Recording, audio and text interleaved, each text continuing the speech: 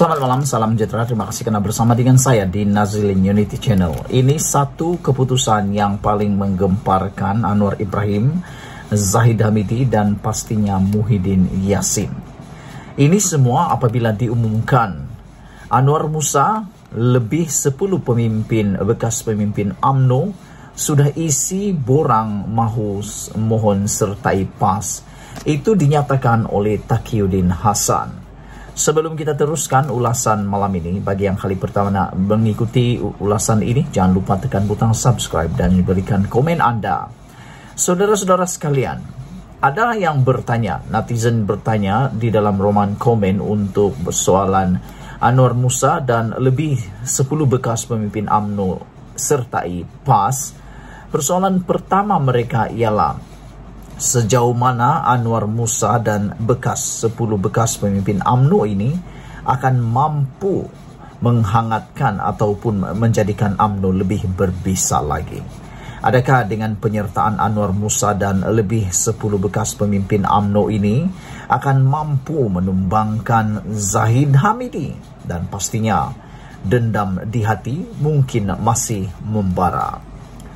Timbalan Setiausaha Agung Perikatan Nasional PN Datuk Seri Taqiyuddin Hasan mendakwa Tan Sri Anwar Musa antara lebih 10 bekas pemimpin UMNO sudah mengisi borang permohonan menyertai PAS. Beliau yang juga Setiausaha Agung PAS turut memaklumkan pengumuman rasmi mengenai penyertaan bekas ahli Parlimen Ketere yang juga bekas Setiausaha Agung UMNO bersama bekas pemimpin UMNO lain akan dibuat hujung bulan ini. Jadi kalau ada walaun-walaun yang cuba mentrol, kononnya ada pemimpin-pemimpin daripada UMNO yang bergabung dengan Pakatan Harapan lupa tentang isu perdebatan, pergaduhan, pertempuran dan sebagainya dengan Pakatan Harapan, jangan dilupa bahwa dalam Perikatan Nasional turut sama terpalit. Dalam sebelum Anwar Musa dipecat oleh UMNO dan mahu menyertai PAS ini, kita pun tahu beliau pemimpin UMNO dan seringkali UMNO dikaitkan dengan pertempuran dan juga pergeseran yang teruk dengan PAS. Jadi kalau nak cakap UMNO bersama dengan PH, ini pun sama juga. UMNO yang dulu cuma dah dipecat, bukan lagi hanya tinggal bekas tetapi tetap bersama dengan PAS. Makna kata sama sajalah, 2 kali 5, 10.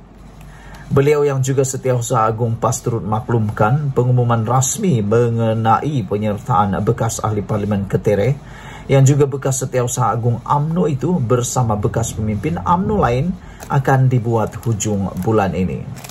Pada 1 Mei lalu, Taqiyuddin mengesahkan bekas pemimpin UMNO itu yaitu Anwar Musa sudah memaklumkan hasrat untuk menyertai PAS menyusul selepas bekas ahli Majlis Kerja Tertinggi MKT UMNO Tan Sri Noh Umar mengesahkan akan bertanding pilihan raya PRN di Selangor di bawah tiket Perikatan Nasional. Ini pun jadi isu yang besar juga. Sejauh mana Tan Sri Noh Umar akan mampu memenangi kerusi di Selangor di bawah tiket Perikatan Nasional? Adakah aura beliau sebagai pemimpin UMNO sebelum ini akan mampu juga bertahan di Perikatan Nasional? Adakah beliau akan memenangi kerusi di Perikatan Nasional ataukah beliau akan kehilangan deposit seperti berlaku pada Mahathir Mohamad? Mengenai bekas Ketua Pemuda UMNO, Khairi Jamaluddin pula, beliau berkata, bekas Menteri Kesehatan itu diberikan tawaran istimewa oleh pengerusi Perikatan Nasional Tan Sri Muhyiddin Yassin untuk menyertai bersatu. Persoalannya ialah apakah tawaran istimewa yang ditawarkan oleh pengerusi Perikatan Nasional ini yaitu Muhyiddin Yassin? Adakah Muhyiddin Yassin akan menjadikan beliau sebagai timbalan presiden? Ataupun akan dijadikan Ketua Pemuda Bersatu?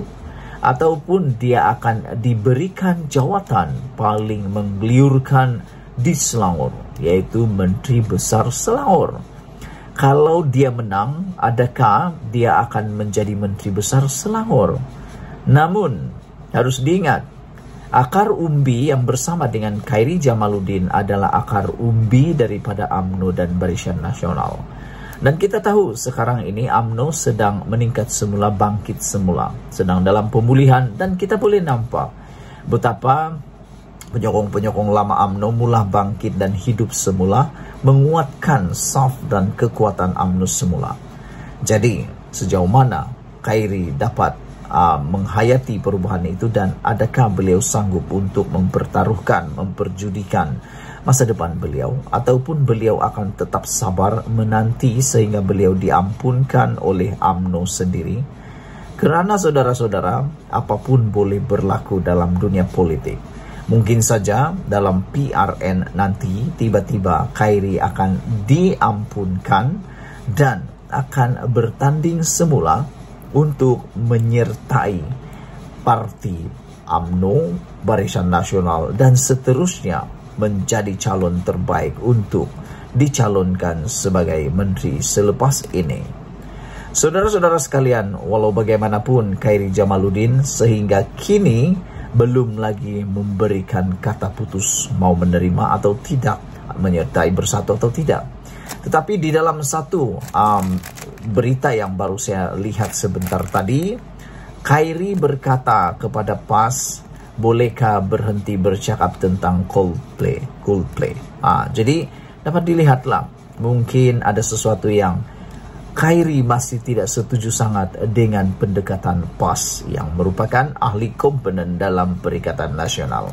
Jadi adakah itu akan menjadi isyarat bahwa Khairi sebenarnya kurang berminat untuk menyertai Perikatan Nasional?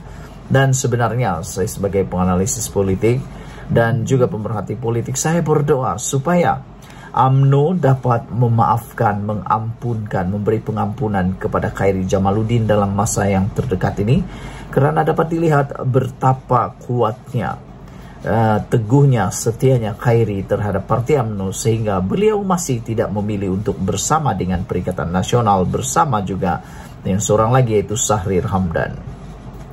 Beliau mengatakan Khairi juga mahu supaya dia menumpukan perhatian kepada perkara yang lain. Jadi saya mengharapkan sebenarnya Khairi dapat diampunkan oleh UMNO dan menyertai UMNO semula.